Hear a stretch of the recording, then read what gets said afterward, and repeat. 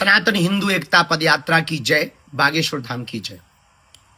इस वीडियो के माध्यम से जान लीजिए कि पदयात्रा जो होने वाली है 7 नवंबर से 16 नवंबर तक, वो कहां कहां कब कब जाएगी, कहां पहुंचेगी और आप कहां पर पहुंचने का अपना विचार बना रहे। यह पदयात्रा हिंदुओं की एकता के लिए, सनातन की एकता के लिए वैचारिक यात्रा है, वैचारिक क्रांति है। देश की सबसे बड़ी क्रांति होने जा रही है 2.0।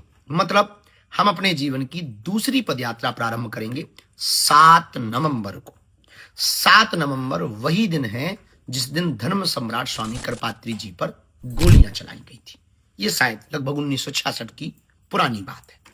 अब ये 2025 की नई बात है कि वही तिथि दिल्ली में फिर से दोहराई जाएगी 7 नवंबर को।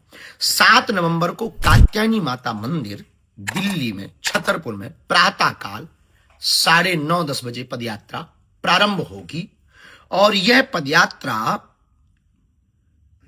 7 तारीख को जीरखोद मंदिर में पहुंचेगी। जीरखोद मंदिर में रात्रि विश्राम होगा और यहां पर भोजन होगा। इसके बाद 8 तारीख को प्रातः काल राष्ट्रगान और हनुमान चालीसा करके फिर पदयात्रा प्रारंभ होगी। 7 तारीख को जब पदयात्रा प्रारंभ होगी तो राष्ट्रगान होगा, हनुमान चालीसा का पाठ होगा, 2 ध्वज चलेंगे, एक आगे धर्म ध्वज होगा, एक पीछे धर्म ध्वज होगा। पदयात्रियों से प्रार्थना है उस धर्म ध्वज को लांघ कर आगे नहीं जाना है, उसी के अंतर्गत रहना है ताकि यह अनुष्ठानमय, हमारा अध्यात्ममय यात्रा का स्वरूप बना रहे। इस पदयात्रा में अखंड महामंत्र का कीर्तन होगा। इस पदयात्रा में गौ माता भी साथ में चलेगी, साधु संतों का कमंडल चलेगा और बागेश्वर धाम का सुंदरकांड और बागेश्वर धाम का मंडल चलेगा। तो रात्रि काल विश्राम में 7 तारीख को हम जीरखोद मंदिर में करेंगे, यहां भजन कीर्तन करेंगे। सुबह हो जाएगी 8 तारीख को जब प्रातः काल हनुमान चालीसा और राष्ट्रगान के साथ यात्रा प्रारंभ होगी तो दोपहर में 12 बजे हम पहुंचेंगे मेडिकल कॉलेज के पास। वहां पर मेडिकल कॉलेज के पास में चलित भोजन होगा, दोपहर का भोजन होगा और फिर 7 किलोमीटर चलेंगे और रात्रि विश्राम करेंगे दशहरा मैदान फरीदाबाद में। 8 तारीख की रात पूरी विश्राम जब वहां कर लेंगे तो लग जाएगी तारीख 9 और 9 तारीख को प्रातः काल फिर पदयात्रा प्रारंभ होगी जो दोपहर काल में फरीदाबाद से बल्लभगढ़ मंडी पहुंचेगी। वहां पर भी भोजन होगा, चर्चा होगी, थोड़ा विश्राम होगा और हिंदू एकता के लिए संकल्प दिला करके फिर दोपहर में भोजन करके हम लोग चल पड़ेंगे बल्लभगढ़ मंडी से और 9 तारीख को रात्रि में पहुंच जाएंगे सीकरी, जहां अग्रवाल जी की भूमि है। वहां पर रात्रि विश्राम करेंगे, आध्यात्मिक चर्चा करेंगे, संतों के उद्बोधन होंगे और सांस्कृतिक कार्यक्रम होगा और रात्रि विश्राम करेंगे। तारीख लग जाएगी तब 10 दूसरे दिन। फिर सुबह वही हनुमान चालीसा, सुंदरकांड और सीकरी से पदयात्रा को उठाया जाएगा और दोपहर में 10 तारीख को पहुंचेंगे हम पृथला, जहां लूथरा जी की भूमि है। वहां पर भोजन पाएंगे, संवाद करेंगे और लोगों से मिलेंगे, रास्ते में भी मिलेंगे, चलते चलते भी मिलेंगे और वहां भी पृथला में मिलेंगे। 10 तारीख को फिर हम 7 किलोमीटर पृथला से चलने के बाद पहुंचेंगे पलवल। पलवल में 10 तारीख को सेकेंडरी स्कूल में होगा विश्राम। वहां भी सांस्कृतिक कार्यक्रम होगा, भोजन होगा और जो पदयात्री हैं उनके साथ संवाद होगा कि कैसा आपका अनुभव रहा इस चौथे पड़ाव पर। 5वें पड़ाव की पदयात्रा प्रारंभ होगी प्रातः काल 7 बजे 11 तारीख को और 11 नवंबर को यह पदयात्रा पलवल से जब चालू होगी तो पलवल के आगे 7 किलोमीटर बाद एक शुगर मिल है, वहां पर यह दोपहर के भोजन के लिए रुकेगी और दोपहर का भोजन होगा, लोगों से संवाद होगा, सामाजिक समरसता की चर्चा होगी, वैचारिक बातें होंगी और भारत को समृद्ध बनाने के लिए, हिंदू राष्ट्र बनाने के लिए हम सब प्रण लेंगे। फिर 11 तारीख को रात्रि में पहुंचेंगे। 7 किलोमीटर की पदयात्रा फिर करके एक दिन में लगभग 15 किलोमीटर की यात्रा है टोटल। 7 किलोमीटर पे पहला विश्राम और रात्रि विश्राम फिर 11 तारीख को होगा मित्रौल में, जहां प्रधान जी का भूमि है। वहां पर 11 तारीख को रात्रि में पहुंचेंगे, जहां सामाजिक समरसता का भोज किया जाएगा। पदयात्रा पहुंच जाएगी फिर छठवें पड़ाव पर और तारीख बदल जाएगी और तारीख हो जाएगी 12 तारीख को प्रातःकाल मित्रौल से हनुमान चालीसा और राष्ट्रगान गा करके आगे बढ़ेंगे। और जब आगे बढ़ेंगे तो 7-8 किलोमीटर की यात्रा करके पहुंचेंगे हम लोग बनचारी, जहां जेबीएम जगह है।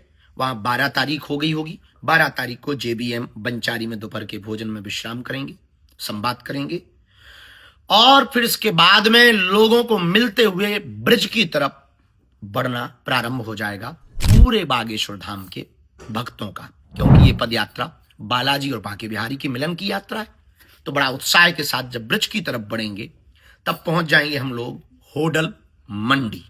और तारीख है 12 तारीख को रात्रि में होटल मंडी पहुंचेंगे, जहां संवाद होगा, सांस्कृतिक चर्चा होगी, संस्कृति पर चर्चा होगी, सनातन पर चर्चा होगी, हिंदुत्व पर चर्चा होगी और हमारी प्राचीन परंपराओं को कैसे जीवंत रखें इस पर चर्चा होगी। तब तक तारीख बदलेगी, रात्रि विश्राम होगा, तारीख बदलेगी और तारीख लग जाएगी 13। बहुत कम समय बचेगा ब्रिज पहुंचने का। और 13 तारीख को जब सुबह प्रातःकाल होटल मंडी से हनुमान चालीसा और राष्ट्रगान गाकर निकलेंगे तो यह पड़ाव होगा 7वां। और दोपहर का भोजन होगा कोट 1 बॉर्डर सेल्स टैक्स पर। वहां पर जो जगह है वहां पर दोपहर का भोजन होगा। 7-8 किलोमीटर चलकर आनंद के साथ बैठेंगे और प्रणाम करेंगे। चलते चलते पदयात्रा रात्रि विश्राम के लिए पहुंचेगी कोसी मंडी।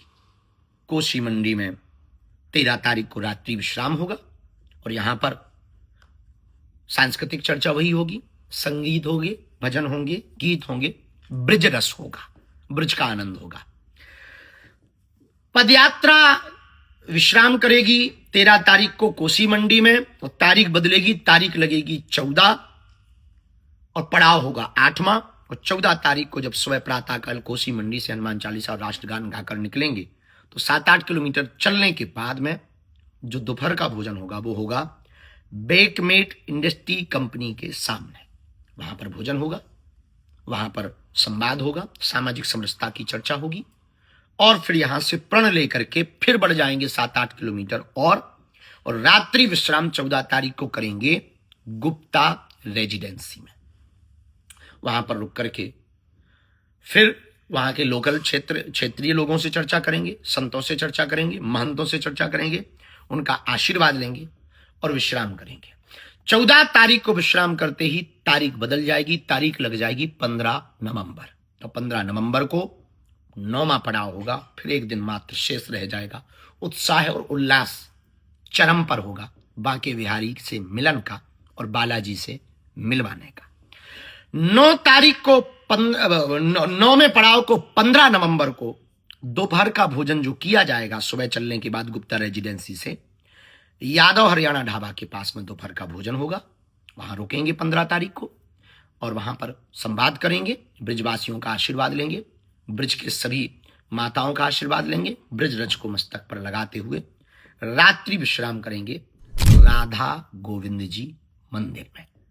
वहां पर रात्रि विश्राम होगा, ठाकुर जी के दर्शन होंगे, ठाकुर जी के तरह तरह की लीलाओं का मधुर गायन होगा, संवाद होगा।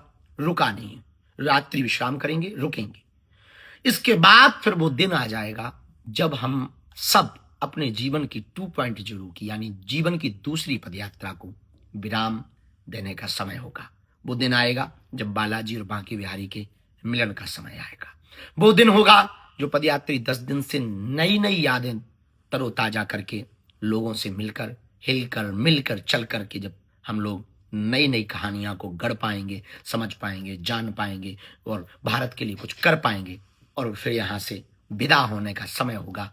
अपने अपने घरों की वापसी, कोई ट्रेनों से जाता दिखाई पड़ेगा, कोई बसों से जाता दिखाई पड़ेगा, तो कोई उत्साह लेकर जाता दिखाई पड़ेगा, तो कोई बांके बिहारी से बिछड़न का विरह लेकर के जाता दिखाई पड़ेगा। और तारीख बदलेगी, 15 से होगी 16 और 16 नवंबर को वो दिन अभूतपूर्व होगा। राधा गोविंद जी के मंदिर से चलकर 7-8 किलोमीटर दूर 4 धाम छठी करा में भोजन होगा, प्रसाद होगा और फिर इसके बाद में यहां से बांके बिहारी के चरणों में जाकर के यात्रा विश्राम करेगी और यात्रा बालाजी की यात्रा बांके बिहारी के चरणों में मिल जाएगी और जीवन का, भारत का एक दूसरा अध्याय गढ़ जाएगा।